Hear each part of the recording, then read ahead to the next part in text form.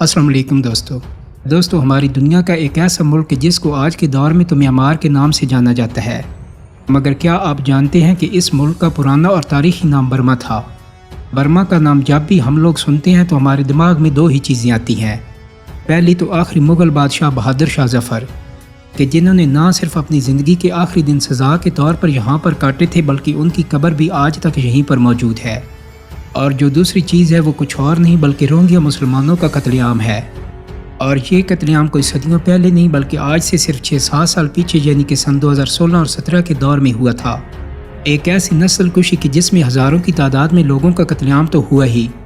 मगर साथ ही साथ हज़ारों की तादाद में ही लोगों की इज़्ज़त व आबरू को भी लूटा गया। रोहिंग्या मुसलमानों से बसे पूरे के पूरे कई गाँव को ही आग के हवाले कर दिया जाता था, जिसकी वजह से बच्चे बूढ़े जवान औरतें अपनी जान गंवा देते थे।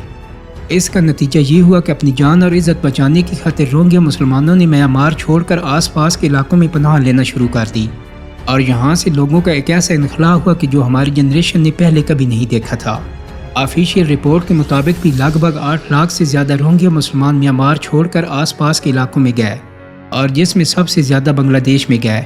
जबकि बाकी बची हुई मलेशिया, थाईलैंड, इंडिया या इस जैसे दूसरे इलाकों में गए। और यहाँ पर भी ये लोग उस दौर में गए थे आज तक यानी कि 6-7 साल गुजर जाने के बाद भी ये लोग बड़ी ही मुश्किल ज़िंदगी गुजारने पर मजबूर हैं। और ये सब कुछ जो उस दौर में रोहिंग्या मुसलमानों के साथ हुआ था ये म्यांमार की फ़ौज की तरफ से हुआ था और उसके अंडर में हुआ था।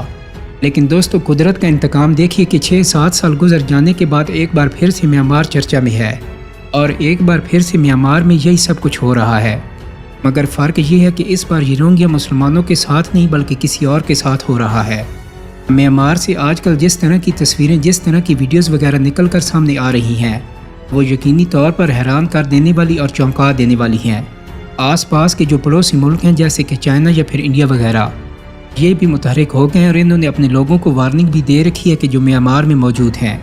हालात इतने ज़्यादा ख़राब हो चुके हैं कि अभी कुछ दिन पहले म्यांमार के सदर को खुद ही कहना पड़ गया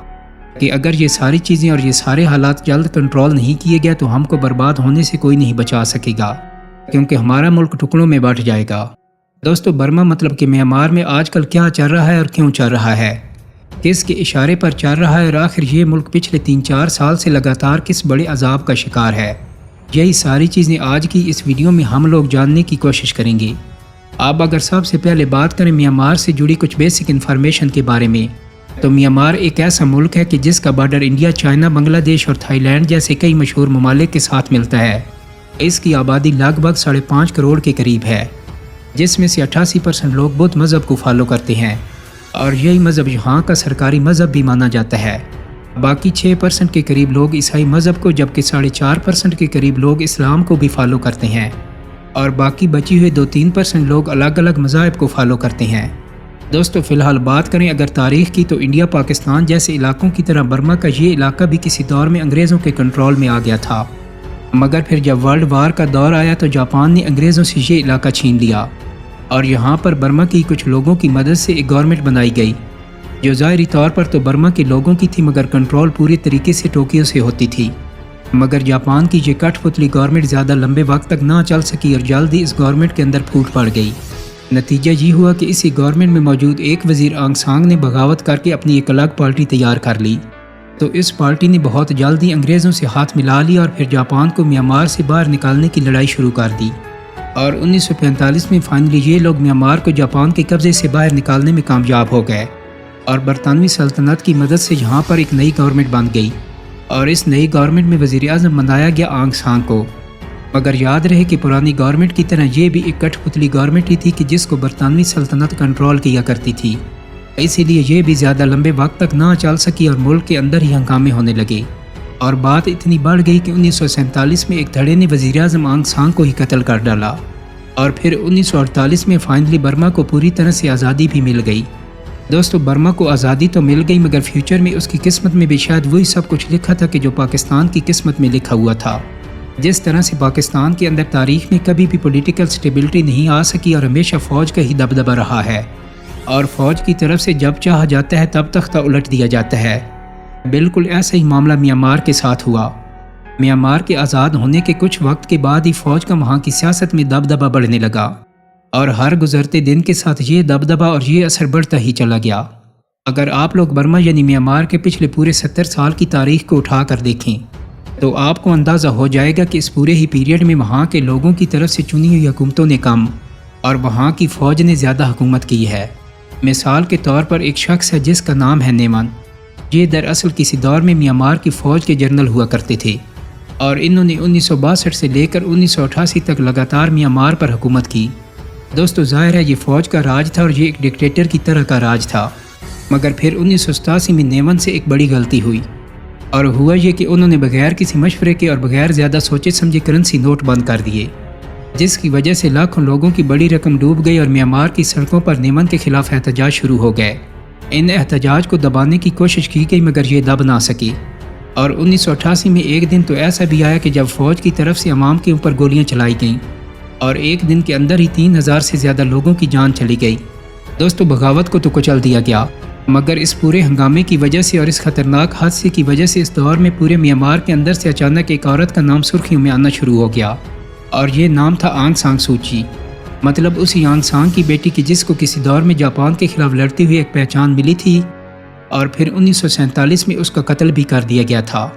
آنگ سان سو چی نے اپنی ایک پارٹی بنائی اور پھر 1990 میں جب الیکشن ہوئے تو اس میں سو چی کو جیت بھی مل گئی، مگر وہاں کی آرمی نے اس رزلٹ کو قبول کرنے سے انکار کر دیا، بلکہ الٹا سو چی کو ہی نظر بند کر دیا گیا، اور اسی طرح سے یہ معاملہ اگلے 20 سالوں تک چلتا رہا، اور فائنلی سن 2000 میں پوری طرح سے سو چی کو آزادی ملی۔ تو سن 2015 میں جب میانمار کے اندر الیکشن ہوئے تو ایک بار پھر سے سو چی کو جیت ملی،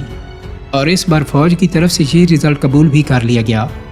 دوستو سو چی فائنلی سن 2016 میں میانمار کی لیڈر بنی اور سن 2021 تک رہی،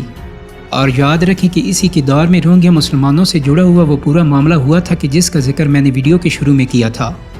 اور دوستو مسلمانوں کے اس قتل عام کے ذمہ دار 2 ہی چہرے تھے، پہلا چہرہ تو میانمار کی فوج کا تھا اور دوسرا چہرہ آنگ سان سو چی کا تھا، مگر پھر آہستہ آہستہ وقت گزرا اور سال آیا سن 2020 کا کہ جب میانمار کے اندر ایک بار پھر سے الیکشن ہوئے، اور اس الیکشن کے اندر ایک بار پھر سے آنگ سان سو چی کو ہی جیت ملی، اور وہ ایک بار پھر سے اپنے ملک کی حکومت سنبھالنے والی تھی اور سن 2021 کے شروع میں حلف لینے والی تھیں، مگر اس سے پہلے کہ وہ یہ حلف لے پاتی اس سے پہلے 1 فروری سن 2021 کے دن وہاں کی فوج کی طرف سے تختہ الٹ دیا گیا۔ آنگ سان سو چی کے اوپر الیکشن میں دھوکہ دہی کرنے کے علاوہ اور بھی بہت سارے چارجز لگائے گئے، جیسا کہ اپنی فوج کے خلاف اپنے لوگوں کو بھڑکانا، اس کے علاوہ اپنے ملک سے غداری کرنا اور ساتھ ہی ساتھ کرپشن وغیرہ کے الزام بھی لگایا گیا، اور یہ سارے الزام لگا کر آنگ سان سو چی کو جیل میں ڈال دیا گیا، اور پھر آگے جا کر لگ بھگ 150 سال کی سزا سنائی گئی۔ دوستو فوج کو ملک کا اقتدار سنبھالنے کے بعد کچھ لوگوں نے بغاوت شروع کر دی، اور 500 کے قریب چھوٹے بڑے ایسے گروپ بن گئے کہ جنہوں نے اب اپنی فوج کے خلاف ہتھیار اٹھا کر لڑائی کرنا شروع کر دی۔ انہی سارے چھوٹے بڑے گروپ سے آج تک میانمار کی فوج لڑتی آئی ہے، اور اس پچھلے پورے پیریڈ میں جہاں 50,000 سے لے کر 1 لاکھ کے بیچ میں لوگوں کو گرفتار کیا گیا ہے، تو وہیں 2600 کے قریب لوگوں کی آن پیپر موت بھی ہو چکی ہے، جبکہ یہ صرف وہ نمبر ہیں کہ جس پر دنیا کے زیادہ تر لوگ یقین ہی نہیں کرتے، ورنہ دوسری ساری رپورٹس یہ اشارہ کر رہی ہیں کہ مرنے والے لوگوں کا نمبر 10,000 سے بھی کہیں زیادہ ہے۔ فوج باغی گروپس کا بہانہ بنا کر عام لوگوں پر گولیاں تو برسا ہی دیتی ہے، مگر حد تو تب ہو جاتی ہے کہ جب فوج آسمان سے اپنے ہی عام لوگوں کے اوپر سٹرائک بھی کرتی ہے۔ تو دوستو اب ان چھوٹے چھوٹے گروپوں نے ملک کے کچھ علاقوں میں اپنی فوج کے خلاف کئی کامیاب آپریشن لانچ کیے ہیں، اور کئی علاقوں میں ان لوگوں نے فوج کو ہرا کر اپنا کنٹرول لینا بھی شروع کر دیا ہے، اور میانمار کی فوج کے لوگ ان سارے علاقوں میں یا تو مارے گئے ہیں یا پھر سرنڈر کر دیا ہے۔ فی الحال ہوا یہ ہے کہ جیسے ہی کچھ گروہوں کو کچھ علاقوں میں فوج کے خلاف یہ ساری کامیابیاں ملنا شروع ہوئی ہیں، تو ان سے انسپائر ہو کر دوسرے سارے علاقوں میں بھی عام لوگوں نے فوج کے خلاف مورچہ کھول دیا ہے، اور دوسری طرف اپنے بچاؤ میں فوج بھی پوری شدت کے ساتھ ان پر حملہ آور ہو گئی ہے۔ تو دوستو اس دردناک قتل عام اور خطرناک آگ وغیرہ کی تصویریں اور ویڈیوز جب میانمار سے باہر نکلنا شروع ہوئیں تو دنیا کے باقی ملک بھی متحرک ہو گئے ہیں۔ انڈیا اور چائنا کی طرف سے اپنے لوگوں کو وہاں سے نکالنے کا کام شروع کر دیا گیا ہے، اور UN کی طرف سے بھی جو رپورٹ جاری کی گئی ہے اس میں کہا گیا ہے کہ میانمار اپنی تاریخ کے سب سے برے دور سے گزر رہا ہے۔ دوستو امید کرتا ہوں کہ میری آج کی ویڈیو آپ کو پسند آئی ہوگی۔ اگر ویڈیو اچھی لگی ہے تو اس کو لائک اور شیئر کر دیں، میرے چینل کو سبسکرائب کرنے کے ساتھ ساتھ بیل آئیکن کو کلک کر دیں تاکہ آپ کو میری آنے والی مزید ویڈیوز کے نوٹیفیکیشن ملتے رہیں۔ بہت جلد ہی ایک نئی ویڈیو کے ساتھ ملاقات ہوگی۔ اپنا بہت سارا خیال رکھیے گا۔ اللہ حافظ۔